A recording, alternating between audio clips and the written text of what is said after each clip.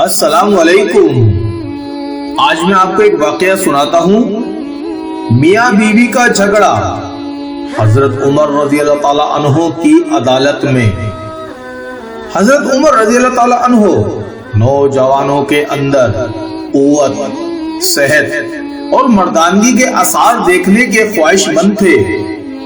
وہ چاہتے تھے کہ مسلمان نوجوان ظاہر و باطن ہر لحاظ سے اسلام کی شوقت و قوت کا مظہر بن جائیں۔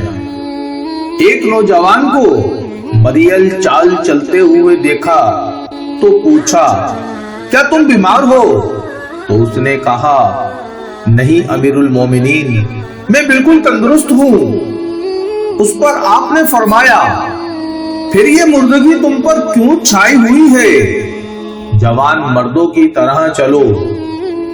ایک مرتبہ آپ کے پاس ایک ازدواجی جھگڑا پیش کیا گیا، یعنی میاں بیوی کا جھگڑا۔ ایک عورت نے اپنے خاوند سے سرکشی کا معاملہ کیا۔ وہ اپنے شوہر کے ساتھ جانے کے لیے آمادہ نہ تھی اور علیحدگی کا مطالبہ کر رہی تھی، تو آپ نے حکم دیا کہ اس عورت کو کسی ویران گھر میں بند کر دیا جائے۔ پھر اگلی صبح آپ نے اسے بلایا اور پوچھا، تم نے رات کیسے گزاری؟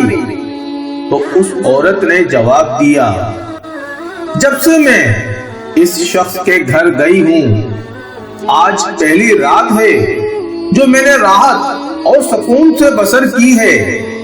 تو یہ سن کر حضرت عمر رضی اللہ تعالی عنہ نے مرد کو حکم دیا کہ اس عورت کو طلاق دے دے، اگرچہ اس کے بدلے میں عورت کان کی ایک بالی ہی پیش کرے، کیونکہ خلا کی صورت میں عورت کو حق مہر واپس کرنا ہوتا ہے۔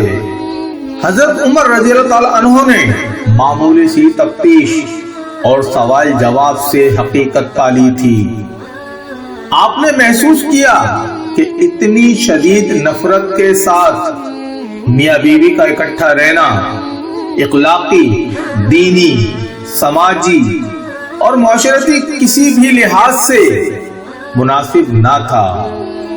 دین اسلام نے طلاق کو ناپسندیدہ عمل قرار دیا ہے، مگر جہاں میاں بیوی کا نبھا کسی صورت نہ ہو سکے، وہاں آخری چارہ کار کے طور پر علیحدگی کا فیصلہ کر دیا جاتا ہے۔ ایک مرتبہ تاجروں کا ایک قافلہ مسجد نبوی کے باہر آ کر رکا۔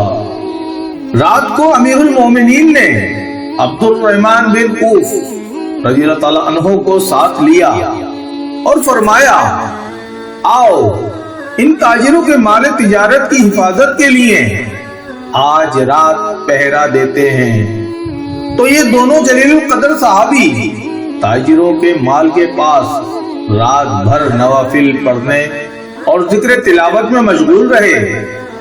حضرت عمر رضی اللہ تعالی عنہ چاہتے تو پولیس کے پہرے داروں کو بھی حکم دے سکتے تھے، مگر آپ نے دنیا کے حکمرانوں کے لیے یہ اعلیٰ ترین مثال قائم کی کہ تاجروں کو علم بھی نہیں تھا کہ امیر المومنین خود ان کے مال تجارت کا پہرا دے رہے ہیں۔